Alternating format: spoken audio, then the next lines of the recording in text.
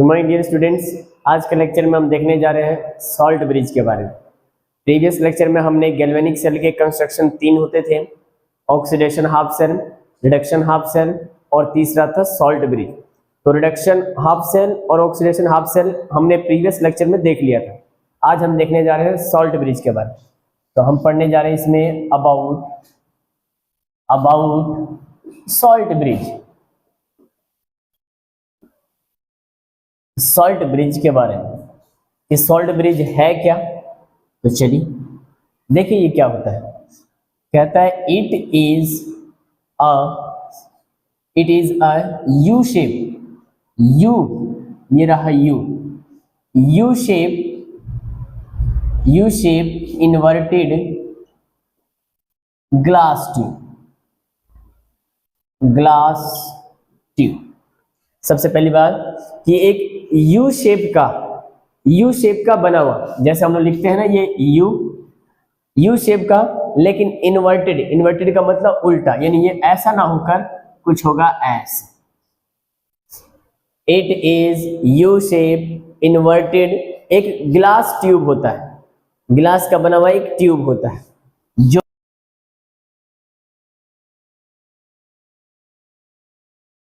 filled by किसके द्वारा, salt, एक सॉल्ट के द्वारा भरा होता है। Which is filled by salt, किस मीडियम में, इन अगर मीडियम, दैट इज, ये अगर क्या है भाई, तो अगर एक ऑर्गेनिक सॉल्वेंट है उसमें मिला दिया जाता है इस सॉल्ट को, तो कैसा बन जाता है, जेली टाइप का बन जाता है। उसी को कहा गया अगर मीडियम। KCl सॉल्ट को अगर नाम का ऑर्गेनिक सॉल्वेंट है उसी में मिला देते हैं तो जेली टाइप का बन जाता है। It is U shape inverted glass tube, जो भरा होगा किससे, सॉल्ट से। किस मीडियम में, इन अगर मीडियम, किसके बीच, medium between cathodic and anodic solution, यानी दो मेटल का रॉड है, दोनों का सॉल्यूशन, एक को कैथोड एक को एनोड, उसी को कहा गया कैथोडिक और एनोडिक सॉल्यूशन के बीच इसको उल्टा ट्यूब हमने लगा दिया है। बस यही है हमारा क्या, सॉल्ट। अब क्वेश्चन उठता है कि सर इसका फंक्शन क्या होगा। तो पहले जरा मैं इसको बना के दिखाता हूँ कैसा होगा। देखिए ये रहा हमारे पास, एक का नाम हमने दिया ऑक्सीडेशन हाफ सेल और दूसरे का नाम हमने दिया रिडक्शन हाफ सेल। ये दो हाफ सेल है। अब इसी में इन्वर्टेड उल्टा एक ट्यूब होगा, ये रहा ट्यूब, इसी का नाम हमने दिया है क्या, तो सॉल्ट ब्रिज। अब ये जो ट्यूब है ये दो हाफ सेल को जोड़ने का काम कर रहा है। अच्छा, सबसे पहले सॉल्ट ब्रिज की बात करें तो ये तो हमारा ब्रिज हो गया, इसी में हमने क्या भर दिया, तो एक सॉल्ट। क्वेश्चन उठता है कौन सा सॉल्ट, तो हम यहाँ भर रहे हैं KCl। अब ये भी क्वेश्चन उठता है सर KCl ही क्यों, अभी बात करेंगे जब इसके फंक्शन की बात करेंगे तो कि KCl ही क्यों। फिलहाल अभी हमने इसमें सॉल्ट भर दिया, और वो सॉल्ट किस मीडियम में भरा, तो अगर यानी जेली टाइप के मीडियम में हमने सॉल्ट को भर दिया।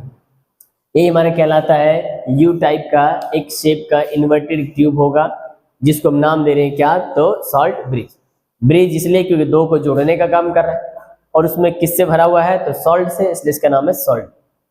चलिए अब इसका फंक्शन देखने वाले हैं कि सॉल्ट ब्रिज का फंक्शन क्या है, काम क्या क्या करता है। तो चलिए हम हेडिंग देते हैं जरा, फंक्शन ऑफ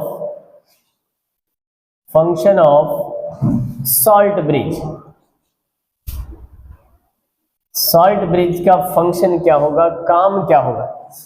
तो सबसे पहला काम, सॉल्ट ब्रिज का काम क्या है, तो कहता है ये दो हाफ सेल को जोड़ने का काम करता है। आइए मैं थोड़ा सा यहाँ पे स्ट्रक्चर बना देता हूँ इसका, उसके बाद से जरा हम इसको देखते हैं। जैसे मैं इसका डायग्राम बना रहा हूँ, डायग्राम ये हमारा है ऑक्सीडेशन हाफ सेल, और यहाँ मेरे पास है रिडक्शन हाफ सेल, ठीक है। इसमें एक मेटल होगा, अभी हम मान के चल रहे हैं हमने एक जिंक मेटल लिया है, कंस्ट्रक्शन अभी दोनों को जोड़ के टोटल बनाऊंगा स्ट्रक्चर। पहले हमने मान लिया जिंक है। क्वेश्चन ये है, क्वेश्चन उठता है कि जिंक है तो जिंक का ही सॉल्यूशन होना चाहिए, तो हमने मान लिया कि जिंक का कोई ना कोई सॉल्यूशन होगा। यहाँ हमने मान लिया कॉपर को रखा है, कॉपर का रोड, तो कॉपर का सॉल्यूशन होगा। अब इन दोनों हाफ सेल में हम क्या डाल रहे हैं, तो सॉल्ट ब्रिज, ये हमने डाल दिया सॉल्ट, ये दो ब्रिज डाला और इसके अंदर हमने भर दिया सॉल्ट, यानी KCl को डाल दिया, KCl सॉल्ट भर दिया। चलिए अब इस फिगर को देखकर हम बात करते हैं कि क्या क्या काम करता हो। तो पहला पॉइंट कहता है it connect both half cell, दोनों हाफ सेल को जोड़ने का काम ये पहले कर रहा है। तो कह सकते हैं कि it connect both oxidation and reduction half cell, ये दो हाफ सेल को जोड़ने का काम करता है, पहला फंक्शन इसका। दूसरा फंक्शन, इस मेटल को तो हमने जोड़ दिया एक वायर से, और जिंक मोर रिएक्टिव मेटल होता है किसकी तुलना में, कॉपर की तुलना में, तो ये बेचारा इलेक्ट्रॉन का लॉस करेगा। तो इलेक्ट्रॉन लॉस करेगा तो इलेक्ट्रॉन का डायरेक्शन कुछ ऐसे। चलिए इलेक्ट्रॉन तो जा रहा है, अब इस सर्किट को कंप्लीट करने के लिए चार्ज वापस भी आना चाहिए, तभी ये सर्किट पूरा कंप्लीट होगा। लेकिन सिर्फ इलेक्ट्रॉन के जाने से, सिर्फ एक तरफ रिएक्शन होने से इलेक्ट्रिसिटी प्रोवाइड नहीं होगी, तो अब इसको वापस लाना है, और उसी को वापस लाने का काम कौन कर रहा है, तो ये ब्रिज, जिसमें क्या भरा हुआ है, तो सॉल्ट। इसका मतलब ये इंटरनली दोनों सर्किट को कंप्लीट भी कर रहा है। एक्सटर्नल तो वायर से हो जा रहा है, लेकिन इंटरनल कौन कनेक्ट कर रहा है, तो ये ब्रिज, सॉल्ट ब्रिज। तो हम कह देंगे कि इट कंप्लीट इंटरनल, ये दोनों क्या काम करेगा, दोनों को इंटरनल सर्किट को जोड़ेगा। इट कंप्लीट इंटरनल सर्किट, ये इंटरनल सर्किट को जोड़ने का काम कर रहा है। 2 पॉइंट। तीसरा पॉइंट कहता है कि इनमें इनके दोनों जो सॉल्यूशंस है ना, इन दोनों को ये न्यूट्रल बनाए रखता है। मतलब ये सॉल्यूशन ये दोनों आपस में कभी ऐसे पॉइंट पे मिलेंगे नहीं, यानी इनका दोनों को ये क्या कहता है, सॉल्ट ब्रिज कहता है भाई तुम दोनों न्यूट्रल बने रहो, तुम्हारा आना जाना नहीं होगा, मैं हूं KCl, मैं हूं जो एक को लेकर जाऊंगा और दूसरे को भेजूंगा, इसलिए इस दोनों सॉल्यूशन को न्यूट्रल बने रहने देता है कौन, तो सॉल्ट ब्रिज। तो नेक्स्ट पॉइंट हो जाएगा क्या, it maintain electrical neutrality, it maintain electrical neutrality of both half cell solution. दोनों हाफ सेल के जो सॉल्यूशन है उनको ये क्या रखता है, इलेक्ट्रिकल न्यूट्रलिटी मेंटेन रखता है, कि वो दोनों आपस में क्या रहे, तो न्यूट्रली बने रहे। ये 3 काम मेन इसका फंक्शन हो गया 3 का। चौथा कि इस सॉल्ट ब्रिज में क्या भरा जाए, तो कहता है इन salt bridge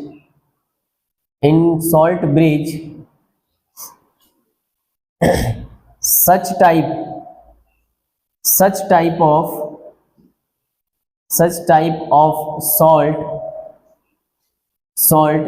is filled which has equal ionic mobility या equal mobility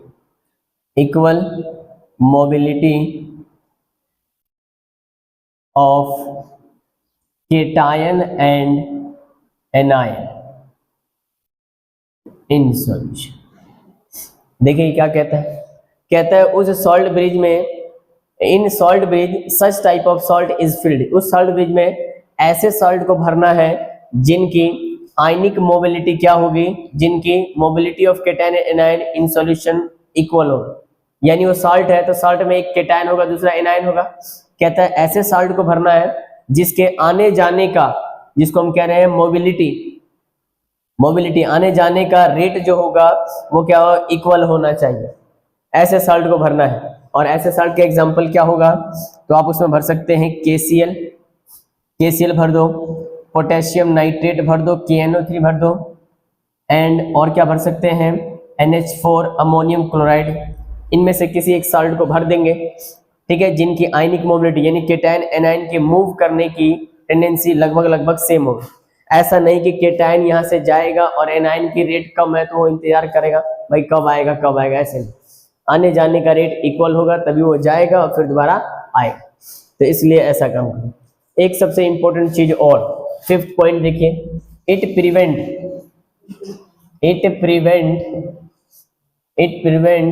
लिक्विड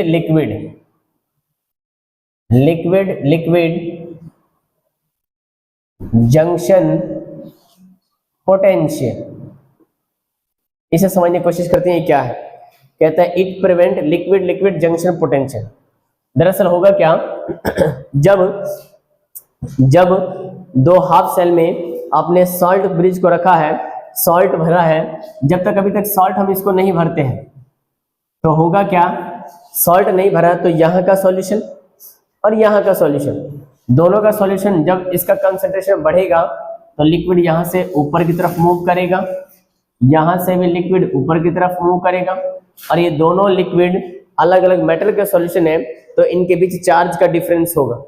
उन दोनों के चार्ज के डिफरेंस के कारण जब ये दोनों लिक्विड एक पॉइंट पर मिलेंगे तो वहां पर एक पोटेंशियल डेवलप होगा, और ये पोटेंशियल जो होगा ये एक तरह का हार्मफुल फोर्स होगा, जो बैटरी के अपोजिट साइड में काम करेगा। इसलिए कहता है कि जब ये दोनों लिक्विड आपस में मिलेंगे और जिस पॉइंट पे ये मिलेंगे वहां पर एक जंक्शन क्रिएट हो जाएगा, और जंक्शन हो जाने के कारण अब वो आयंस का मूवमेंट बंद हो जाएगा। इसलिए कहता है कि जब ये दोनों लिक्विड आपस में चढ़ेंगे तो जिस पॉइंट पे टकराएंगे उस पॉइंट को पे एक जंक्शन बनेगा, और ये जंक्शन कब क्रिएट हो रहा है, तो दो लिक्विड के मिलने से, इसलिए इसका नाम है लिक्विड जंक्शन, और यहाँ पर क्या डेवलप होगा, तो पोटेंशियल, इसलिए इसका नाम है लिक्विड जंक्शन पोटेंशियल। ऐसा ना हो, क्योंकि ऐसा होने से ये हमारे सेल के लिए हार्मफुल होगा, तो ऐसा ना होने के लिए हम क्या करते हैं, तो इसमें क्या भर देते हैं, तो सॉल्ट, और सॉल्ट के रूप में आपने देखा KCl, KNO3 या अमोनियम क्लोराइड को भर देते हैं। अब हमने सॉल्ट को भर दिया तो अब ये क्या करेगा सॉल्ट, अब सॉल्ट हमने भर दिया और यहाँ हम क्या इस्तेमाल कर देते हैं, तो कॉटन, और यही सॉल्ट किस मीडियम में है, तो अगर मीडियम, इसका मतलब जेली टाइप का। अब होगा क्या, जेली टाइप का है तो ये सॉल्यूशन ऊपर चढ़ेगा नहीं, और ना ही ऊपर का जेली टाइप सॉल्यूशन जल्दी से नीचे आएगा, और जब ये सॉल्यूशन आपस में जब ऊपर चढ़ेंगे नहीं तो दोनों इस पॉइंट पे टकराएंगे नहीं, और टकराएंगे नहीं तो एक जंक्शन भी नहीं क्रिएट होगा, और जंक्शन नहीं क्रिएट होगा तो सेल हमारा अच्छे से काम करेगा। इसलिए हम इन जंक्शन को बचाने के लिए इसमें सॉल्ट ब्रिज का इस्तेमाल करते हैं। तो ये 4 चीजें है ना, सॉरी 5 पॉइंट्स हमारे पास जो सॉल्ट ब्रिज के फंक्शन को बता रहे हैं कि कौन कौन से काम करते हैं। चलिए हमने देख लिया सॉल्ट ब्रिज के बारे में। अब तीनों चीजों को जोड़कर हम एक कंप्लीट सेल बनाने जा रहे हैं। आइए देखते हैं। Most important example of galvanic cell का मोस्ट इंपॉर्टेंट एग्जाम्पल जिसका नाम क्या है, जिसका नाम है डैनियल सेल, जो हमारे NCERT में डायग्राम दिया है। तो आइए इस डैनियल सेल का स्ट्रक्चर देखने हम जा रहे हैं। इस डैनियल सेल में जो मेटल होगा वो किस किस चीज का होगा, तो कहता है इसमें 2 तरह के मेटल होंगे। इन दिस सेल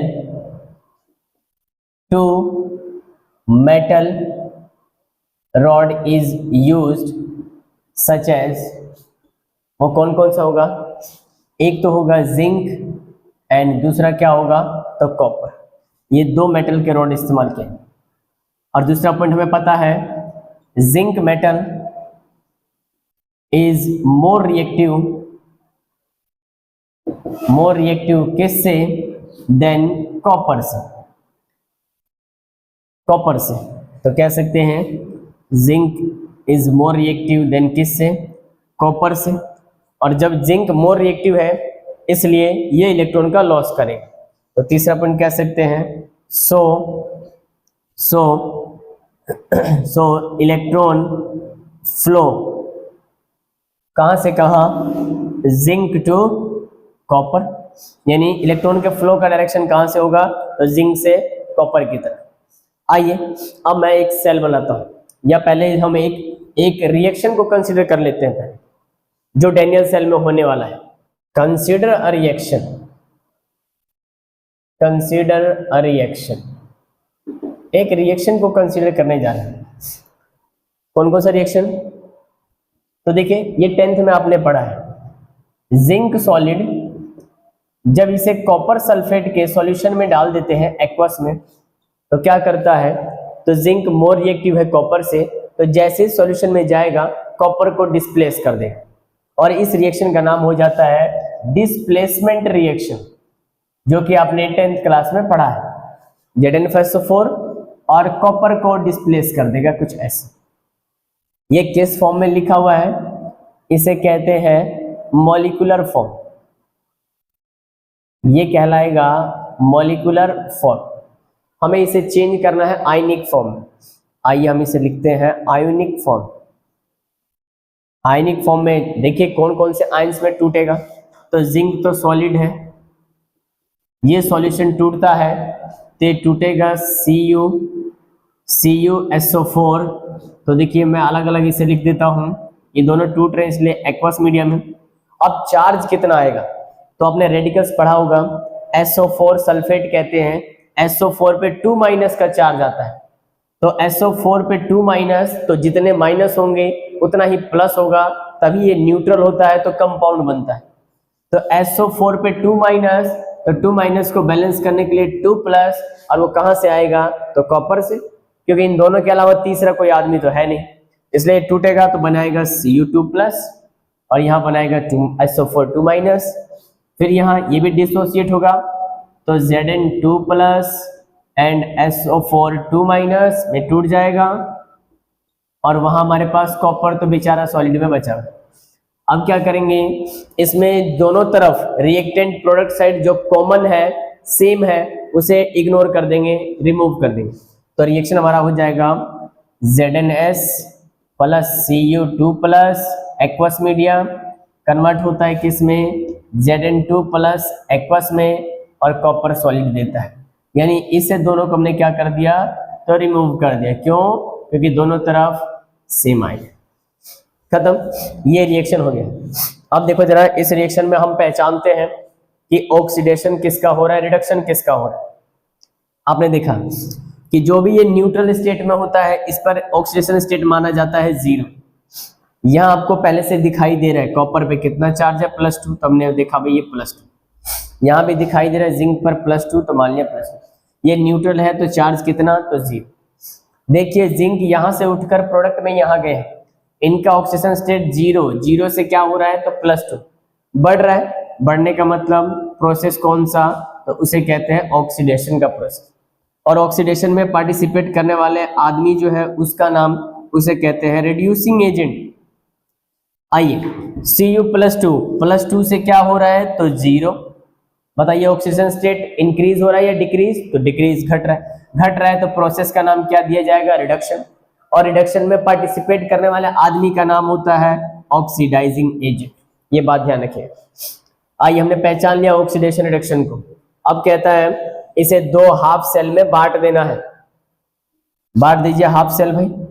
पहले हम बांटते हैं oxidation half cell, sorry oxidation half reaction में। तो जरा बताइए ऑक्सीडेशन का प्रोसेस कहां हो रहा है, तो जिंक वाला ऑक्सीडेशन का प्रोसेस कर, तो हम लिखेंगे Zn सॉलिड से कन्वर्ट हो रहा है किसमें, तो Zn2+, किस मीडियम में, एक्वस। अच्छा ये बताइए जिंक सॉलिड है, इस पर कोई भी चार्ज नहीं, इसका मतलब इसने किसी इलेक्ट्रॉन का लॉस नहीं किया, लेकिन जैसे ही सॉल्यूशन में जाता है तो +2 आ जाता है, इसका मतलब इसने कितने इलेक्ट्रॉन का लॉस किया, तो 2 का। तो लॉस किए हुए इलेक्ट्रॉन को हमने दिखा दिया यहाँ। लॉस को कहां दिखाते हैं? तो रिएक्शन प्रोसीड के साइन के राइट साइड में इलेक्ट्रॉन जोड़ोगे तो लॉस को बताए। चलिए ये में पता लग गया। दूसरा इसका हम रिडक्शन हाफ रिएक्शन। तो रिडक्शन का प्रोसेस कहां हो रहा है? देखिए कॉपर का +2 से 0 घट रहा है, घटने का मतलब रिडक्शन का प्रोसेस। लिख देते हैं भाई यहाँ पर कॉपर +2 किस मीडियम में? एक्वस से कन्वर्ट हो रहा है किस में? तो कॉपर सॉलिड में। लेकिन ये कब बनेगा? तो जब सॉल्यूशन में 2 इलेक्ट्रॉन दिया था फिर से उस 2 इलेक्ट्रॉन को गेन कर लेगा तो बन जाएगा कॉपर सॉलिड। ये दोनों हाफ रिएक्शन, दोनों को जोड़कर हम फुल रिएक्शन बनाएंगे, फुल सेल बनाएंगे। तो दोनों को जोड़ेंगे तो यहां हो जाएगा कंप्लीट सेल रिएक्शन का हो या ऑक्सीडेशन रिडक्शन का प्रोसेस है तो उसे कहा जाता है कौन सा रिएक्शन? उसे कहा जाता है रेडॉक्स रिएक्शन। आइए दोनों को जोड़ के कंप्लीट सेल बनाते हैं। ऑक्सीडेशन वाले को ऑक्सीडेशन की तरफ, रिडक्शन वाले को लेफ्ट साइड को लेफ्ट साइड, राइट साइड को राइट साइड। तो दोनों को जोड़ने से पहले लॉस गेन इक्वल होना चाहिए। ये भाई साहब इलेक्ट्रॉन का लॉस कर रहा है कितने का? 2 इलेक्ट्रॉन्स का। यहाँ गेन भी कितने का हो रहा है? 2 का। तो ये लॉस और गेन इक्वल है इसलिए जोड़ दिया जाएगा। अगर ये इक्वल नहीं होता तो हम इन दोनों रिएक्शन को किसी सुटेबल नंबर से मल्टीप्लाई करके इनके लॉस गेन को इक्वल करते हैं। देखते हैं अभी ऐसा। पहले हम इसे जोड़ते हैं।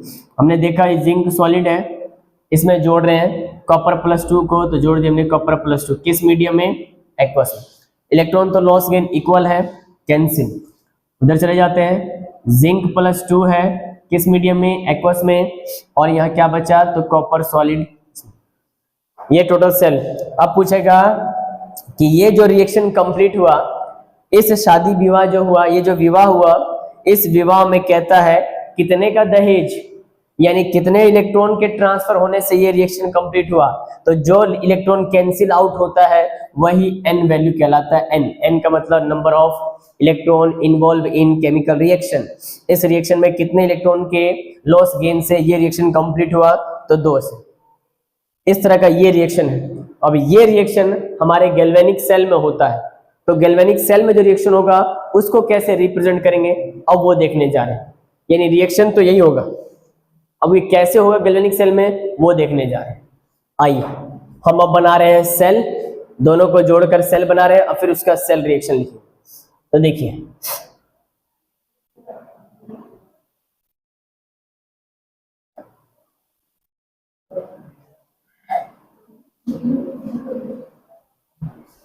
ये रिएक्शन हमारा ऑक्सीडेशन हाफ सेल और ये है reduction half cell. Oxidation half cell, reduction half cell. इन दोनों में आपने देखा भी कि 2 मेटल इस्तेमाल किए जाएंगे, एक जिंक और दूसरा कॉपर। ये हमने इस्तेमाल किया एक जिंक। ये मेटल है कौन सा? तो जिंक मेटल। या हमने इस्तेमाल किया कौन सा? Copper metal. कॉपर मेटल को इस्तेमाल किया हमने यहां पर, जिंक और कॉपर। आई जिंक मेटल है, इन दोनों को हमने एक वायर से जोड़ दिया, मेटल वायर जोड़ दिया और जोड़ते ही इलेक्ट्रॉन ट्रांसफर होना शुरू हो गया। आपने कहा कि zinc is more reactive than copper, तो जो मोर रिएक्टिव है वो इलेक्ट्रॉन का लॉस करेगा, तो इलेक्ट्रॉन का डायरेक्शन ये हो जाएगा। और इन दोनों के बीच अगर आपको वोल्टेज पता करना है तो यहाँ गैल्वेनोमीटर को जोड़ देंगे बीच में, ठीक है, जो वोल्ट बताएगा। और दोबारा यहाँ से वो इलेक्ट्रॉन, और फिर जो इलेक्ट्रॉन का मूवमेंट यहाँ हो रहा है तो इलेक्ट्रिक करंट का तो इसके अपोजिट साइड में फॉलो करेगा, ये आपने फिजिक्स में पढ़ा हुआ है। अच्छा, हमने दोनों मेटल को जोड़ दिया, इलेक्ट्रॉन का ट्रांसफर होने लग गया। ये जिंक मेटल है, आपने पढ़ा ऑक्सीडेशन रिएक्शन हो रहा है यहाँ पर, ऑक्सीडेशन हाफ सेल है तो रिएक्शन कौन सा होगा? ऑक्सीडेशन। और ऑक्सीडेशन कहां पर होता है? तो ऑक्सीडेशन एट एनोड, यानी इस मेटल का नाम क्या रखा जाएगा? तो इसका नाम रखा जाएगा एनोड। और आपने पढ़ा कि एनोड कैसा होता है गैल्वेनिक सेल में, तो एनोड नेगेटिव होता है, कैथोड पॉजिटिव होता है। तो ये एनोड कैसा होगा, नेगेटिव होगा। ये कॉपर है, कॉपर का नाम दिया गया है कैथोड, और कैथोड कैसा होता है, तो पॉजिटिव होता है। लॉजिक से कैसे समझ सकते हैं, यहां इस मेटल से इलेक्ट्रॉन जा रहे हैं, इसका मतलब इस मेटल पर भी कैसा चार्ज होगा, तो नेगेटिव चार्ज, तभी तो नेगेटिव नेगेटिव में रिपल्शन हो रहा है, तो इलेक्ट्रॉन भाग रहे हैं। सिर्फ समझने के लिए इस लॉजिक से समझ सकते हैं, इसलिए ये नेगेटिव का है, ये पॉजिटिव का है। अच्छा, ये दो मेटल है, कंडीशन है कि जो मेटल होगा उसी के सॉल्यूशन में डिप्ड होना चाहिए, वो डूबा होना चाहिए। तो ये जिंक है, तो हमने जिंक का सॉल्यूशन यहाँ पर हमने ले लिया जिंक, और ये जिंक का सॉल्यूशन है, तो कब बुक लिखता है इसे ZnSO4, इसका सॉल्यूशन लिया गया। यहाँ मैंने कॉपर लिया है, तो यहाँ पर किसका सॉल्यूशन होना चाहिए, तो कॉपर का, तो हमने ले लिया CuSO4 एक्वस मीडियम। आइए भाई, हमें क्या करवाना है, हमें इलेक्ट्रॉन का लॉस, ऑक्सीडेशन है, ऑक्सीडेशन का मतलब लॉस ऑफ इलेक्ट्रॉन, हमें यहाँ से इलेक्ट्रॉन का लॉस कराना है। इलेक्ट्रॉन लॉस कब होगा, तो जब ये मेटल धीरे धीरे किसी कारणवश, जब ये मेटल इसमें घुलना स्टार्ट कर देगा, घुलेगा, तो ये मेटल जब घुलना स्टार्ट करेगा तो मेटल आयंस में टूटेगा, तो 2 इलेक्ट्रॉन का लॉस करेगा, कुछ ऐसे Zn+2। ये मेटल जैसे जैसे घुलना स्टार्ट करेगा तो आयंस में आएगा, जिसका नाम हो जाएगा Zn+2 आयंस, और Zn+2 में आएगा तो 2 इलेक्ट्रॉन का लॉस करेगा, और उसी इलेक्ट्रॉन को हमने लॉस करा दिया किससे, तो वायर से। अब जैसे जैसे ये मेटल घुलता चला जाएगा तो इसकी मोटाई जो होगी वो घटती चली जाएगी, ये पतला होता जाएगा, पतला होता जाएगा, और आयंस में इसका जो कंसंट्रेशन है वो बढ़ता चला जाएगा। आइए, इसी तरह ये इलेक्ट्रॉन इस मेटल पर आ रहे हैं, ये हमारा जिंक मेटल है, जिंक मेटल है। अब ये इलेक्ट्रॉन भेज रहा है, तो ये इस इलेक्ट्रॉन को एक्सेप्ट करेगा, तो ये आएगा, तो इस मेटल पे इलेक्ट्रॉन का अमाउंट बढ़ता चला जाएगा। दूसरा, ये आपने लिया है मेटल का रोड, कौन सा, कॉपर, तो सॉल्यूशन कौन सा होगा, तो कॉपर का, तो कॉपर सल्फेट में कॉपर टूटेगा किसके फॉर्म में, तो Cu2+ के फॉर्म, यानी इस सॉल्यूशन में कॉपर +2 है। अब जैसे जैसे इलेक्ट्रॉन आएगा तो ये पॉजिटिव चार्ज और नेगेटिव चार्ज के बीच अट्रैक्शन होगा, तो रिएक्शन कौन सा होगा, तो रिएक्शन देखो कॉपर +2 है एक्वस मीडिया में, ये इलेक्ट्रॉन को ले रहा है, कितने इलेक्ट्रॉन लेगा, तो जितना लॉस किया होगा, 2 इलेक्ट्रॉन को गेन करेगा और कन्वर्ट हो जाएगा किसमें, तो कॉपर सॉलिड। इसका मतलब ये जो आयंस है ये इलेक्ट्रॉन को लेंगे तो कॉपर सॉलिड के रूप में इकट्ठा होगा, तो यहाँ पर सॉलिड के रूप में कॉपर इकट्ठा होता चला जाएगा, यानी इस मेटल की मोटाई बढ़ती जाएगी। और यहाँ पर देखो मेटल है जिंक, ये बेचारा घुल रहा है, घुलेगा तो आयंस में टूटेगा और इलेक्ट्रॉन का लॉस करेगा, तो इसकी मोटाई घटती जाएगी। और रिएक्शन कैसे लिखा जाएगा, तो देखो ये रहा जिंक सॉलिड, ये धीरे धीरे पिघल रहा है, सॉलिड था पहले, अब ये धीरे धीरे घुलेगा, तो घुल जाएगा Zn+2 के रूप में एक्वस मीडिया। और +2 का मतलब है +2 का मतलब है कि कितने इलेक्ट्रॉन का लॉस करेगा, तो 2 का, तो हमने ये रिएक्शन इसके अंदर होते हैं। तो जिंक Zn से Zn+2 में कन्वर्ट हुआ, 2 इलेक्ट्रॉन का लॉस किया, और कॉपर ने उसी 2 इलेक्ट्रॉन को लेकर सॉलिड के रूप में इकट्ठा हुआ। ये इन दोनों की कहानी। अभी साल्ट ब्रिज को जोड़ा नहीं है, रिएक्शन दोनों में दिखाओ क्या क्या होगा, रिएक्शन दिखा दिया हमने ये। अब कहता है कि ये धीरे धीरे पिघलेगा तो इस मेटल का जो मास होगा वो घटता जाएगा, तो कह सकते हैं कि मास ऑफ जिंक मेटल वो क्या हो जाएगा, तो डिक्रीजेस। यहां पर कॉपर इकट्ठा होता जा रहा है, तो कह सकते हैं कि मास ऑफ कॉपर मेटल वो क्या होता जाएगा, तो इंक्रीजेस, बढ़ता जाएगा। दूसरा, ये भाई साहब पिघल रहे हैं तो इसका कंसंट्रेशन बढ़ता जाएगा। तो तीसरा पॉइंट कि कंसंट्रेशन ऑफ Zn+2 वो क्या होता जाएगा, तो इंक्रीजेस, बढ़ता जाएगा। यहाँ ये कंसंट्रेशन जो था वो इकट्ठा हो रहा है इलेक्ट्रॉन को लेकर, तो बढ़ रहा है सॉलिड में, इसका मतलब इसका कंसंट्रेशन घटता जाएगा। तो कह सकते हैं कि कंसंट्रेशन ऑफ Cu+2 वो क्या हो जाएगा, डिक्रीजेस, वो घटता जाएगा। इतनी बातें इस रिएक्शन के दौरान हो रही हैं। अब इलेक्ट्रॉन सिर्फ जा रहा है, आने के लिए भी चाहिए। अब आने के लिए हम क्या जोड़ेंगे इसमें, तो सॉल्ट ब्रिज। सॉल्ट से भरा हुआ एक ब्रिज ले रहे सॉरी, सॉल्ट से भरा हुआ एक ब्रिज को जोड़ रहे हैं। देखिए हमने ब्रिज बनाया, इसमें हमने क्या भरा, तो हमने सॉल्ट भरा। कौन सा सॉल्ट भरा, तो KCl, K प्लस और Cl माइनस में टूटेगा, ये सॉल्ट किस मीडियम में भरा है हमने ये, तो अगर मीडियम भर दिया सॉल्ट को भरा। अब क्या होगा, ये जेली टाइप का है तो इजीली ये कंसंट्रेशन जो है ये ऊपर चढ़ेगा नहीं, दोनों आपस में टकराएंगे भी नहीं, तो ये बैटरी अच्छे से काम करे। हमने क्या किया, यहाँ पर एक कोटन लगा दिया। कोटन हमने यहाँ पर किसका इस्तेमाल किया, कोटन। कोटन इसलिए कि वो जो जेली टाइप का है वो भी इजीली नीचे ना गिर सके सॉल्यूशन, और नीचे का कंसंट्रेशन जो सॉल्यूशन है वो भी ऊपर ना चढ़ पाए, इसलिए हमने क्या इस्तेमाल कर दिया, तो कोटन लगा दिया। कोटन इस तरह से काम कर दिया है, इलेक्ट्रॉन जा रहे हैं और K प्लस आयन माइनस वो आपस में मूव कर रहे हैं। एक तरफ से K प्लस जाएगा, दूसरी तरफ से Cl माइनस आएगा, और इस तरह से एक सर्किट कंप्लीट हो जाएगा इस पूरे सेल का। ये एक पूरा कंस्ट्रक्शन है किसका, तो गैल्वेनिक सेल का। उसमें रिएक्शन कुछ हाफ मैंने ऐसे दिखाए। अब इसका कंप्लीट सेल रिएक्शन दिखाओ भी क्या होगा, कंप्लीट सेल रिएक्शन। तो आइए यहाँ पर हम सेल रिएक्शन देखो, सेल रिएक्शन क्या क्या होगा। सेल रिएक्शन तो देखिए दो रिएक्शन हो रहा है, एक ऑक्सीडेशन एक रिडक्शन। ऑक्सीडेशन किस पर होता है, एनोड पर। तो हम बात करेंगे यहाँ पर कि एट एनोड पे कौन सा रिएक्शन, तो ऑक्सीडेशन का। तो लिख दीजिए ऑक्सीडेशन का रिएक्शन। बोलिए ऑक्सीडेशन कौन सा हो रहा है, ये राइजिंग लिख दिया हमने, रिएक्शन लिखा। Zn सॉलिड से कन्वर्ट हो रहा है किस में, तो Zn+2 एक्वस में, और कितने इलेक्ट्रॉन का लॉस कर रहा है, तो 2 का। एट कैथोड पे कौन सा रिएक्शन हुआ होगा भाई, तो ऑक्सीडेशन एनोड, रिडक्शन कैथोड, यानी रिडक्शन का प्रोसेस हुआ होगा। तो रिडक्शन रिएक्शन दिखा दो भाई, कौन सा है रिडक्शन रिएक्शन। रिडक्शन ये रहा भाई, क्या हो रहा है रिडक्शन में, तो Cr+2 एक्वस से 2 इलेक्ट्रॉन को गेन करके किस में बदल जाएगा, तो कॉपर सॉलिड में बदल जा रहा है।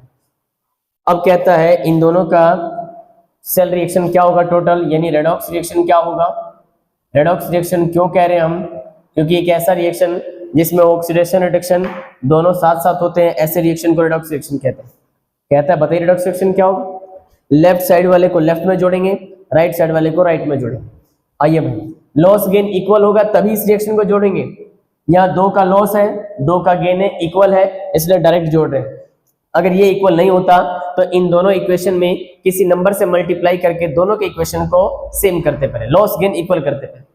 आइए यहाँ इक्वल है, जोड़ता हूं मैं। जिंक सॉलिड में जोड़ दिया Cu2+ एक्वस मीडियम में, इलेक्ट्रॉन का लॉस गेन इक्वल है तो ये तो कैंसिल हो जाएगा। आज ये राइट साइड में ये रहा Zinc+2 किस मीडियम में, एक्वस में, हमने जोड़ दिया किसको, तो कॉपर सॉलिड।